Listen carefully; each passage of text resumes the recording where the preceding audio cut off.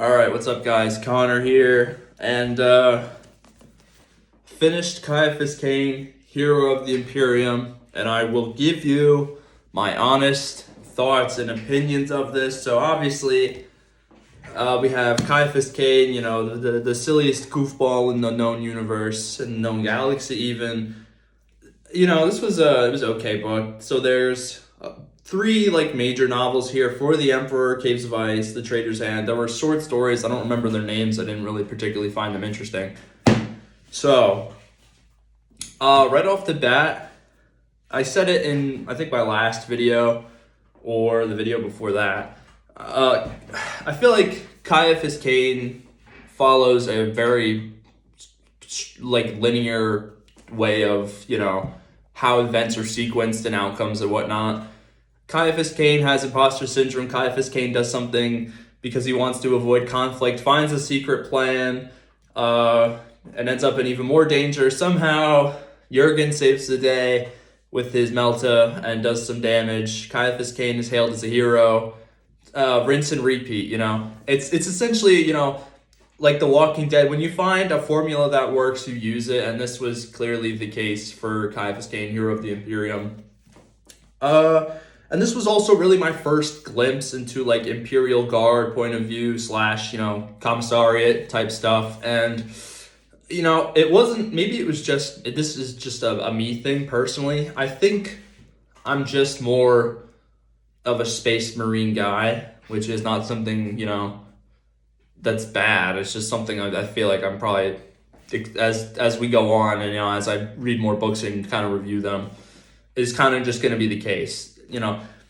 There were parts of this I really enjoyed, and I really enjoyed that Amberley Vale's footnotes are in this book, because you get some clarification and some little minute world building here and there about PDF and about their interpersonal relationships and the Inquisition. That was one of my favorite parts. I liked Amberley's footnotes. I thought they were really interesting, and you really, honestly, when it comes to any 40K novel, we really get to see the most out of this, because Ciaphas Cain's thoughts are everywhere in this book, because it's essentially all these stories are his memoirs written from his perspective and then edited by Amberley Vale and footnoted.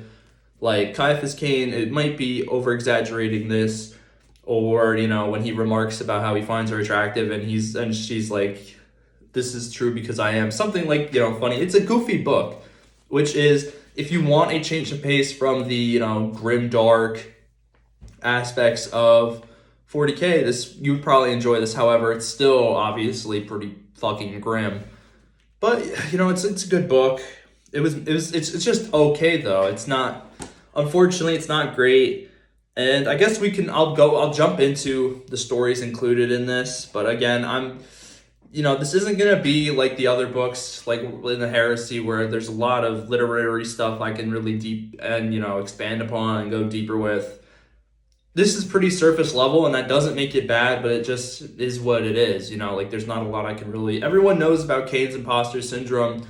There's other YouTubers who can probably make a much more, I don't know how to say this. They can probably put it more succinctly and eloquently about his, psychological, inner workings. I'm not going to do that, because I'm going to be real with y'all. That's not who I am, and I don't want to do that. So we have Hero of the Imperium. We have For the Emperor. So this is sort of when, I believe, if I'm reading this right, or if that was the short story, someone can correct me if I'm wrong.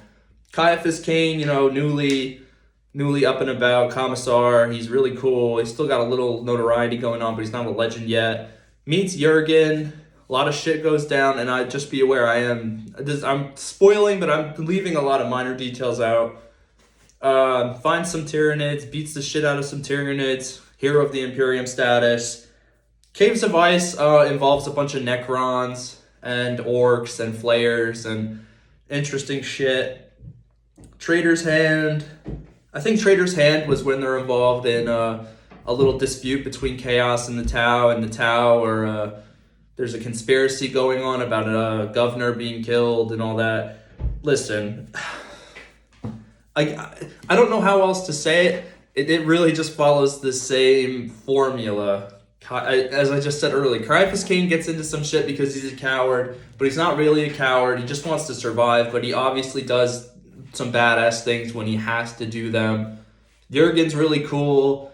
It's funny that people really like to theorize that he doesn't actually smell. It's just because he's like a null, or he's a blank, essentially. People are just put off by him because he has no soul, and the blanks interact with people in a weird way. So, I mean, listen, I know this isn't the most in-depth review ever, but this isn't really an in-depth book. It collects a lot of his stories, and a lot of them are good. If you like, the more humorous aspects of 40K, the more ridiculousness, and, Cain is sleeping with a cultist of Slaanesh, and he gets confused. Like, everyone, either wants to bone him or kill him or both. Characters like that are funny. I find them funny, and he was funny, but for me, unfortunately, I didn't find myself getting really invested and immersed in this at all. Doesn't mean it's a bad book. I would recommend it if you want the perspective of, this goofball, or anybody really. This gives you a really good sense of, how the guards operate, how the regiments of Imperial Guards operate, and there's a lot of, I really also think one of the stronger points in this book were the footnotes for me, because I'm a big enjoyer of the world building and, the small details. Like, I love lore, and you can get a basic grasp for this. Like, this wouldn't be necessarily a bad book if you were just getting into Warhammer, because this also, you don't need to know a lot, because Amberly and Ciaphas go into depth about the world around them and what's going on, and who's important, who's not important, and how hierarchy within both the Inquisition and the Imperial Guard works, what these ranks mean for the commissars, sergeants, all that shit. It's a good book if you want that perspective. However, I do have to say, I would say it's fairly balanced between the bolter aspects, like the violence, and then, the communication and the more dialogue heavy aspects. It's really balanced, but you won't like this if you're like me, where I guess you really enjoy Space Marines and, Chaos Space Marines a lot more. Like, because there's not a huge amount of Space Marines. I think there's a Space Marine who shows up here and there, I think, if I remember correctly. So, it's okay. It's just okay. Some people might like it if you're into the Guard, but since this was my first experience, I'm glad I found out that I'm not really a Guard enjoyer. But if you are, and you haven't read the book, and you're interested, or you play Imperial Guard and you just want to read this, I would recommend it. But if you're like me and you like Space Marines, wouldn't recommend this, guys. It wasn't a bad book, but it wasn't a super great book, if you get what I'm saying. So, other than that, guys, that was your boy Connor K, 40K's honest to God review of Ciaphas Cain, Hero of the Imperium. If you like the video, because I appreciate it, and I'm a sensitive guy. If you enjoyed it so much, I highly recommend you subscribe. I have more books coming out. I'm finishing more reviews and more books, so be on the lookout for either Armament Part 2, or I'm going to start Legion soon, so look forward to that. But other than that, guys, I am out of here.